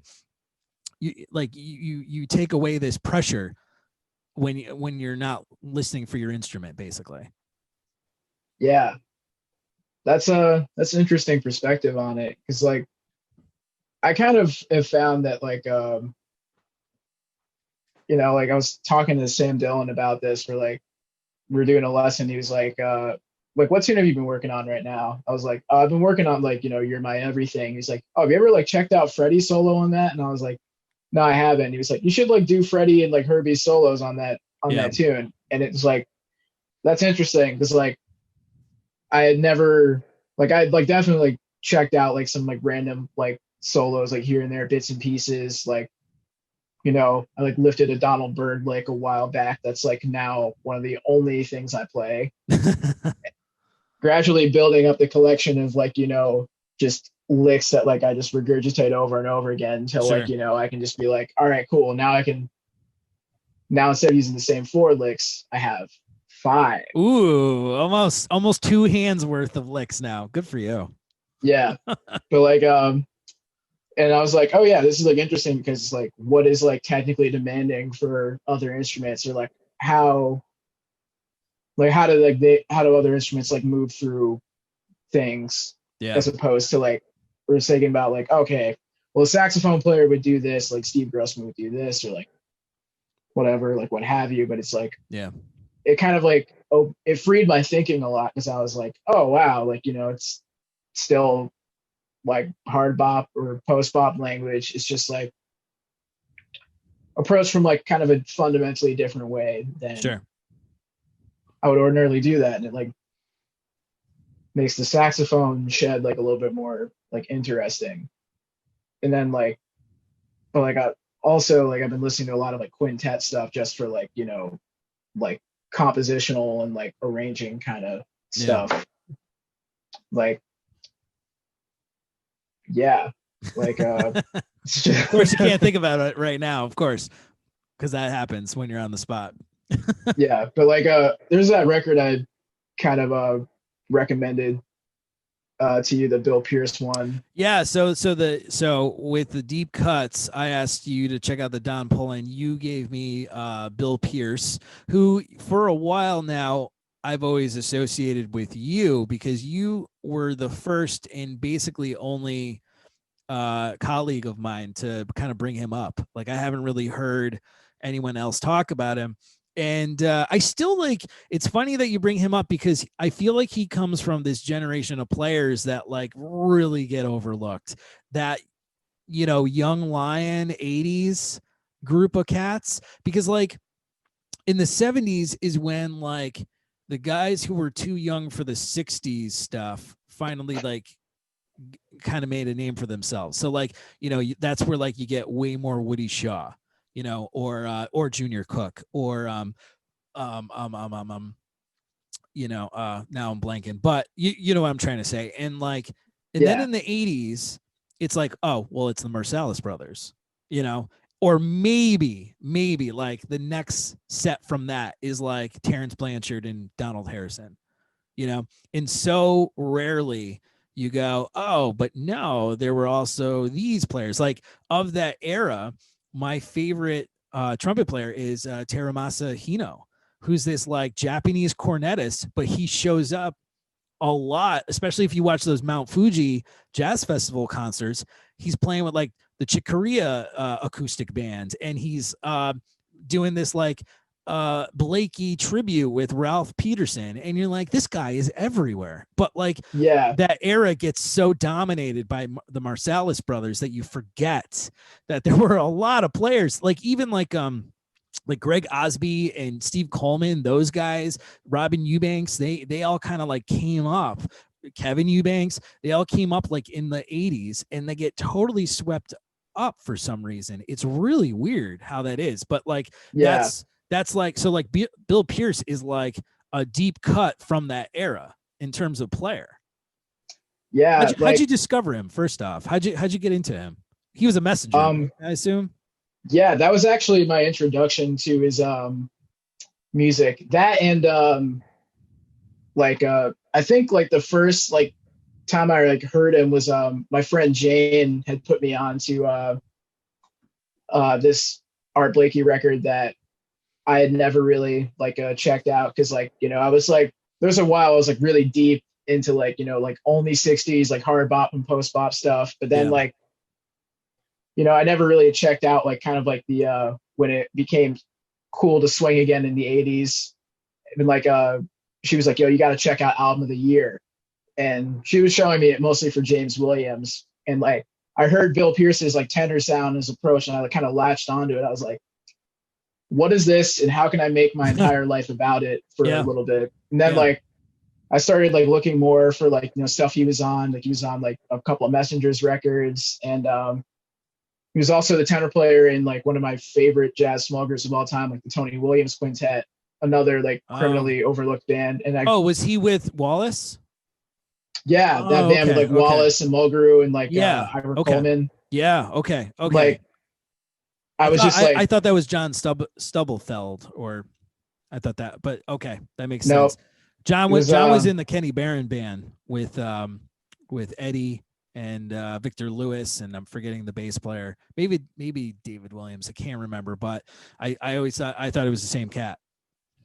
yeah, no, it's yeah, like Bill Pierce kind of like has a way of like he's around on like more things than you think he is, especially like people kind of think of him as like, oh, he's like an 80s dude, but like he also was like really well active in like the early 90s for like a lot of the more like intellectual quote unquote like post bop that was kind of evolving. Like he's on like a really great like Jeff Keezer record, like Waiting in the Wings with Oh, okay.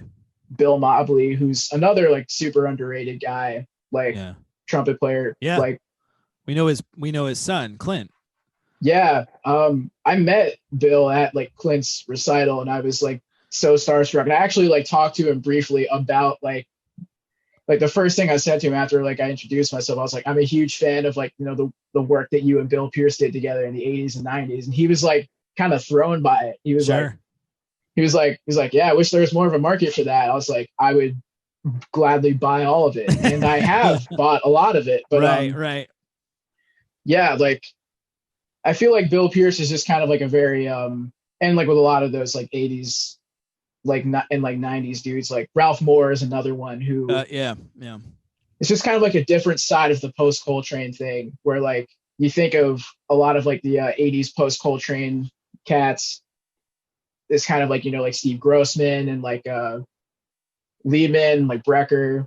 And there's like Right. a whole other kind of like, you know, like ethos to like, you know, Train's massive influence. And I feel like, Yeah. you know, like guys like Bill Pierce and like Ralph Moore and like Tim Warfield are kind of like a different side of like, you know, that, you know, like musical umbrella. But like what got me about Bill Pierce was like how well he like writes tunes and like how well he like plays on like other people's tunes. Cause like whether I've heard him as like a sideman, like he's on John Swana's first record too. Like Oh, no introducing shit. John Swana with like Okay.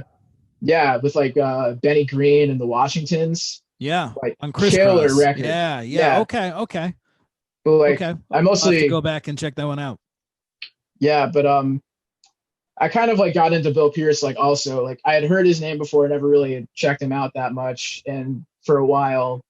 And then I was looking for like, you know, just new charts to learn because like every so often I scour the internet just to see like what weird and wonderful charts there are to be had. Yeah. Just like Yeah. look at them, study them, play them on a gig if the Sure. need arise. And like you know, I stumbled on his record One for Chuck, and I don't know what it is about Bill Pierce, but like this man does not miss. Like You know, he don't miss. It's Yeah. insane to me. Like yeah. all the like the lineups are crazy because like I also like really love Mulgrew Miller and you know Mulgrew and Bill played together in Tony's band. They also played together outside of Tony's band. Like Mulgrew's on like a lot of his releases Yeah.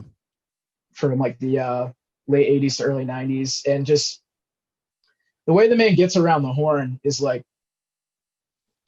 really wild, but it's not like the real like kind of like standard like typical like post Coltrane kind of stuff. There's like a lot of Wayne. There's like a lot of Dexter. He has like this really like wonderful sound, and he has Yeah. great taste in like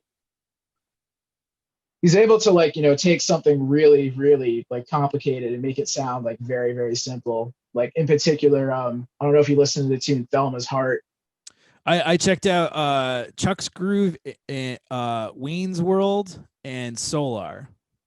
And I heard some Hank. I thought I was hearing some Hank Mobley in there, and I remember Yeah, you going through a real serious Hank Mobley phase a few years ago, and I was like, oh, maybe this is the connection because I it's kind of got that ongoing, vibe. Yeah, well, sure, yeah, of course.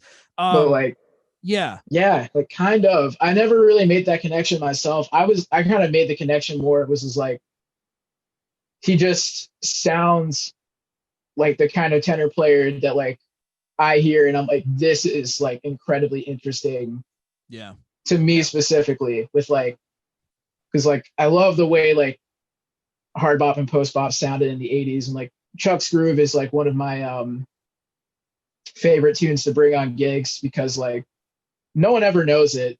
And like I have like, some charts for it. And I always am like, yeah, let's just like, I've always found it's like a really fun way to start off a set Sure. because the way they do it on the record is like, just walking bass and drums, like a lot of sus chords, but like, it's like pretty challenging because like it's a lot of like it's like interesting because like you see like a lot of like Bill Pierce's writing is like I think Tony was like a big influence on him like compositionally in addition to like rhythmically because like the way that like Bill Pierce puts together tunes, it's not like typical saxophone player kind of fare. Like, like saxophonists usually like write things in like, like a certain set of patterns. And like the thing about Tony is like Tony, like writes like a drummer who is like a really deep understanding of harmony. Yeah.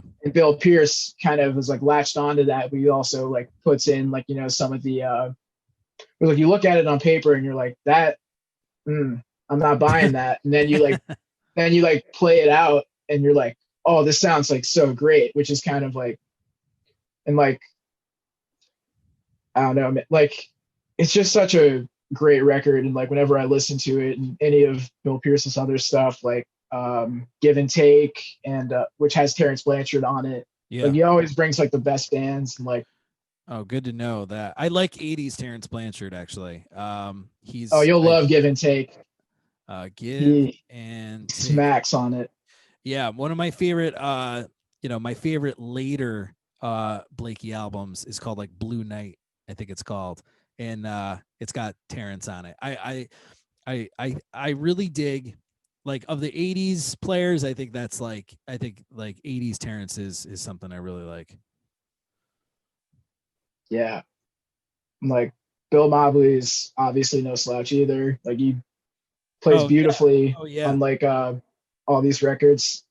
It's like something about like Bill Pierce because like I always like kind of like whenever I hear somebody I try to like piece together where it's like what have they been listening to that like they arrived at this conclusion. And like I went through like a really big like Tim Warfield phase like nice.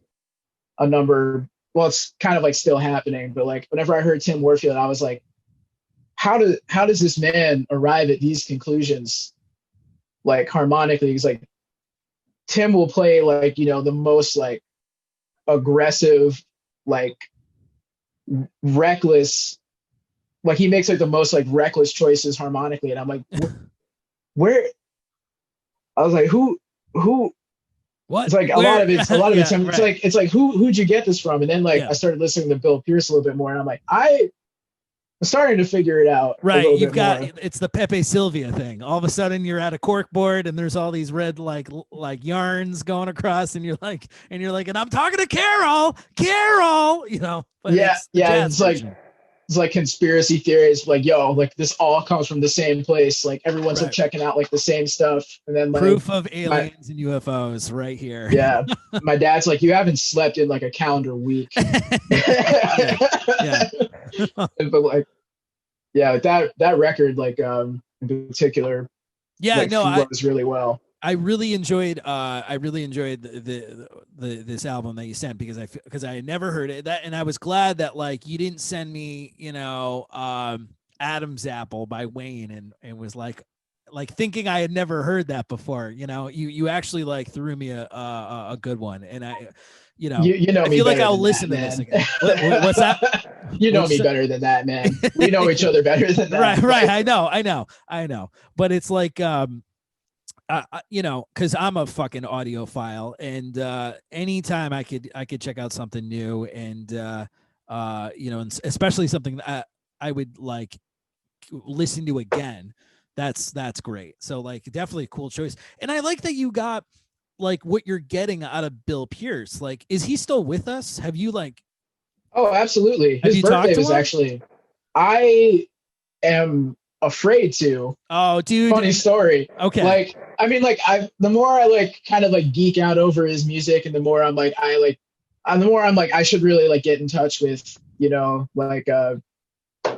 like this man. But it's like I always like because like more people are like aware of him than you think, and like actually like I went to Newport last summer with the sole like because he was playing there with like this Messengers like legacy band that Ralph Peterson was running.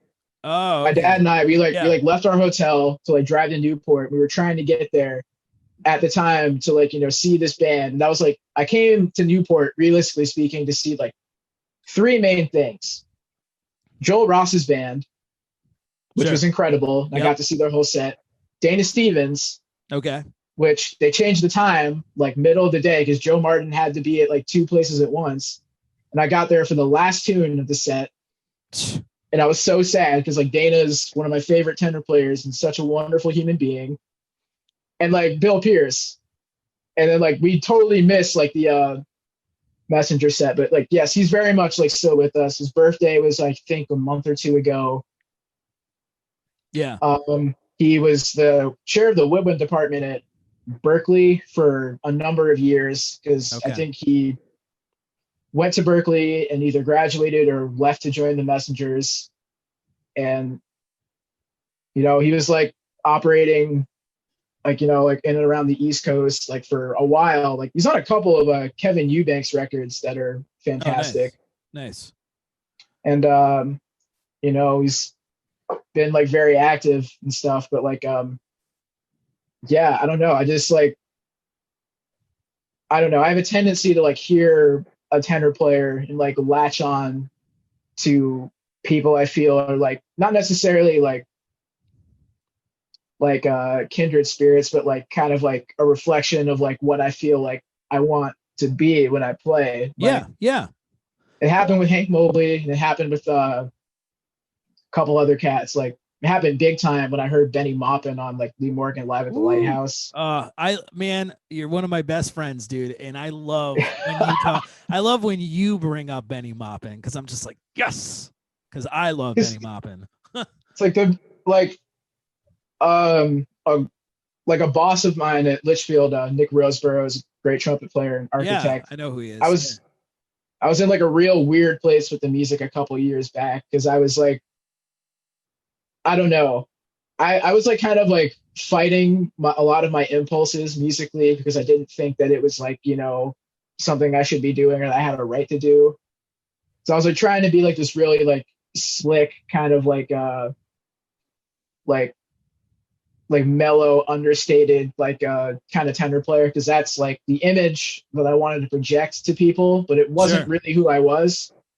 Gotcha. And I guess it looks that way to some people, but like I'm an infinitely more hostile person upon closer observation than a lot of people Okay. think. But I've never seen that side. So, it mostly comes out like in my playing, but like or that's what people tell me. Like someone like I was on a gig with somebody. I was like, yeah, I'm trying to figure out like who I sound like, but no one's able to give me a good answer. And like this dude was like, you sound like a really, really like furious Hank Mobley. And I was like, there you and go. like, but I was like, I don't know, man. Like I just don't. I was like talking to Nick Roseborough. I was like, I don't know what to do about this music. Like I don't feel like I'm being myself, and I'm not sure like if I have like a future doing this. And he was like, I'm gonna show you like two things. And he showed me peyote off like Live at the Ooh. Lighthouse Yep. and like Benny Maupin solo. And I heard that and I was like, either a switch went on or like something inside me just fucking like broke. And I was like, No, switch went this, on for sure. I was like, this has to be it. Like, I didn't realize that like you could like do this. Yeah. Like you could play the saxophone like that. And then like, he showed me like Tim Warfield on a Nicholas Payton record. And like, that was kind of like me getting into like it was a big motivator to try to get my technique together because I was like, I gotta get way more chops than I have if I'm going to be like trying to spit this heat Yeah. these cats are doing. But like, yeah, like when I hear Bill Pierce, I just hear, you know, I always tend to gravitate towards like lesser known tenor players because like Sure. I feel like, you know, like seeking to reinvent the wheel is like kind of, you know, something that's hard to do on purpose. But I also have a soft spot for like, you know, people that I feel like are just like really, really good at what they set out to do. Yeah. Yeah. Not necessarily that they're trying to like, you know, like save jazz music or like do like this, that, or the other, but just that like they're passionate. And like Yeah. when I hear Bill Pierce, I hear just like a man who has put in like a lot of blood, sweat, and tears into like crafting a style that is his. Yeah. And I'm like, I don't know, like means a lot to me. Same thing with like, you know, like Hank Mobley, where it's like this is a man who like, you know, deserves way more recognition than oftentimes he gets. And like I hear Bill Pierce and I'm like, this is a dude who like is about the hustle and Yeah. Yeah. writes No. well, plays well, like Right. operates as a sideman well, leads well, like the whole Yeah. package. Yeah. I feel you because I'm attracted to trumpet players first and foremost, like their sense of like being true to themselves and their love of the music. And basically like what you're talking about with Bill is like my relationship with Eddie. Like Eddie is what, you know, when people say like it, you know, if people ever say like, well, what do you want to sound like? And even Eddie's asked me that question. And I'll say to Eddie, I want to sound exactly like you, and I don't give a shit the psychological and philosophical implications of being unfulfilled that may come with, you know, like that's the Yeah. sound I hear in my head. And I'm, you know, I had Josh Bruno on the other day. We were talking about how individual and genuine Eddie is. And it's like that. Yeah. Like when I hear jazz trumpet playing, like that's what I want. Cause you hear all his influences, but you also hear this honest and genuine approach. And another hero of mine is Dave Douglas, and it's the same. Like you could say what you want about his playing. It's like he's always just been true to himself. And you know, and then the third part of that holy Right. trinity is Jeremy Pelt. You know, and you know, Jeremy and I talk about our, you know, influences all the time, and I love Jeremy's devotion to the music, but on top of it, the need, you know, the drive to sound like yourself and be true to your own sound. And I, you know, I never realized how honest, you know, I'm closest to Eddie and Jeremy, and it's like they're so honest about playing, and that's what's always driven me to them, because it's like, you know, Jeremy will tell you he's not like, you know, Jeremy and I have talked about like how, you know, we practice our asses off and we try to get our chops as good as they can, but we, you know, we've both admitted that we're not like the choppiest of players, but it doesn't, you don't sacrifice what comes out from like your soul despite the fact, you know, and it's like, that's why I like Donald Byrd. You know, that's why I like Miles, because it's like, you know, especially like it's easier with Donald Byrd, because it's like Donald Byrd is what a trumpet player who wants to sound like Booker Little or, you know, or Clifford Brown, but doesn't have the same chops. That's what they sound like. And it's like that Donald Byrd's sound is so genuine to me in that sense, you know? So when I hear like Marquise Hill is a big Donald Byrd guy, sometimes I hear it in his playing and I'm just like, oh, you sneaky motherfucker, you're so fucking good, and you're gonna throw that in too, just to rip at my heartstrings. Just makes me love him more, you know. And I love that you've got this like Bill Pierce thing going and this Benny Maupin thing going, because it feels very similar to like the relationship I have with my heroes. But all I could say about this stuff is please don't fucking wait, because both of them, you know, I know Benny's alive. Reach out to them, dude. In 2009, I cold emailed Benny Maupin. And I just said, like, I'm a huge fan of yours. I studied with Eddie, like a bunch of things. And he sent me a great reply. He sent me stuff to practice. You know, it was a little over my head at the time. it was like with an AOL account, I think, or maybe like an old, like I need to find where, the info he sent me. It might be on an old computer, but like, that's all I can tell you, man. You'll hate yourself the rest of your life if you don't contact them and they pass. So that's what that, not to lecture you, but it's like, no, it does. And it's like, I don't mean to lecture you, man, but you will never forgive yourself if you don't do it. So do it. And I'm telling you, I just cold emailed Benny, and I was like, I'm a fan of yours here. Like, these are the recordings I like of yours. I just, and you'd be surprised, man. Like I say this all the time. We sometimes lionize our heroes so much, and we totally forget that they're human beings, and we totally forget that, like, they check their email, they check the mail at the mailbox, they wash their car, they mow the lawn. I was talking to Anthony Pellegrini, and I said my favorite picture of Sonny Rollins is of this one where he's mowing the lawn. It's like, that's what I want to see. I want to see Sonny Rollins, the citizen, is just as much as the musician. True. Yeah. So, but Josh, we've been talking a long time, man, a long time. Yeah. Oh my goodness. It's 5 p.m. it's always great to catch up with you. I feel like we can keep going and going and going, but I got to let you go. Oh, likewise. I love you, man. It's been too long. And when we're vaccinated and good to go, like, we're going to get those horns out. We're going to fucking play, man, because, it's been far too long. So thanks for being on the show. And where can the good people of podcast land catch you? Like, you've got that SoundCloud account, but please don't shout out. Please don't check the SoundCloud account. It's not up to date. He's going to be taking it down tonight, folks. But I am on Instagram at Josh Walker Jazz. Like, I guess that's the platform I like check most regularly. Sure. Also on Facebook, but I'm trying to get better about like uploading quote unquote content to my Instagram.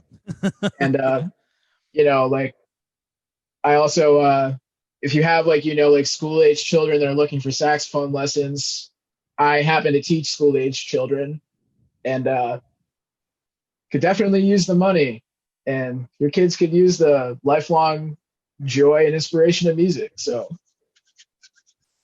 holler at your boy. Yeah, we will. All right, man. Thank you again so much, and all the best to your family and Jasmine, and we'll see you soon. Take care, man. Yeah, likewise. You too. Peace. Thanks for having me on. Bye.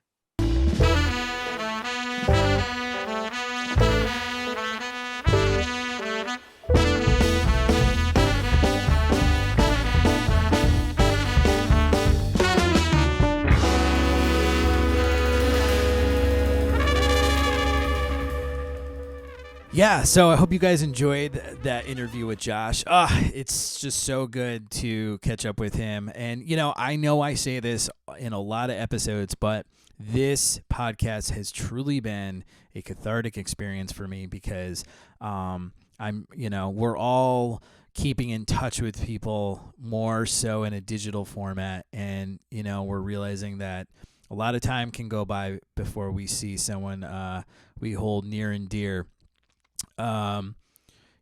So it's just very, it's just cathartic. It's just really meaningful. There's just no adjective I can think of that better explains, what's of value from making this podcast. So, if you've been listening since the beginning, or if you're a new listener, thank you so much. And I hope you keep listening.